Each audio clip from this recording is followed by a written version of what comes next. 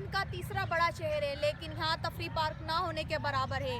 तारीखी पार्क लब्बे मेहरान ज़ेबो हाली का शिकार हैं। आए हम लोगों से बात करते हैं, लोगों का क्या कहना है।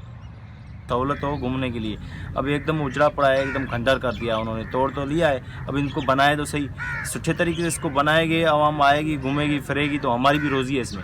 हम भी इसकी वजह से यहाँ पे बैठे हैं कि लोग आएँ, कश्ती में भी घूमें। तो अब कितनी आवाम आती है? अभी तो ऐसे कम लोग आ रहे हैं, कैसे कोई बाहर से कोई आ नहीं रहा।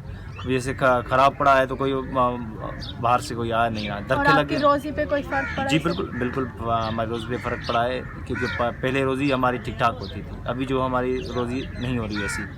अभी ये पार्क बनेगा, एक खूबसूरत पार्क बनेगा और इसको कुर्सियाँ लगेगी, बैठने की सहूलत होगी, कोई ऐसा सहूलत बनाएंगे, झूले बच्चों के लगाएंगे तो वो लोग घूमने के लिए आएंगे। मशहूर पार्क है सक्खर का, और ये सक्खर पूरे का पार्क दिल है पार्क की एक, और पूरे पार्क ऐसा कोई भी ऐसा पार्क नहीं जैसा ये पूरे पाकिस्तान के अंदर ये पार्क 1 नंबर है, सक्खर लबे मेहरान पार्क, जो अभी इसको उजाड़ के ख़त्म कर दिया है। हम भी सिंध गवर्नमेंट को कहते हैं इसको बनाएं और इसको खूबसूरत तरीके से बनाए, ऐसे तरह बनाए कि ये पहले जैसे था।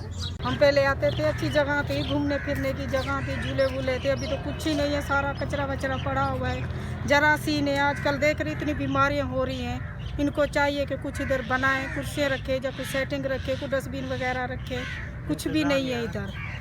इंतजाम को चाहिए ये कुछ बनाए अपने लिए, हमारे लिए, आवाम के लिए। हम खैरपुर से इतना दूर से आते हैं इधर, फैमिलियों के साथ आके जलील होते और कुछ भी नहीं होते। पार्कों का कोई फ़ायदा तो नहीं है फिर रखने का, फिर वही बंद करवा दें बस।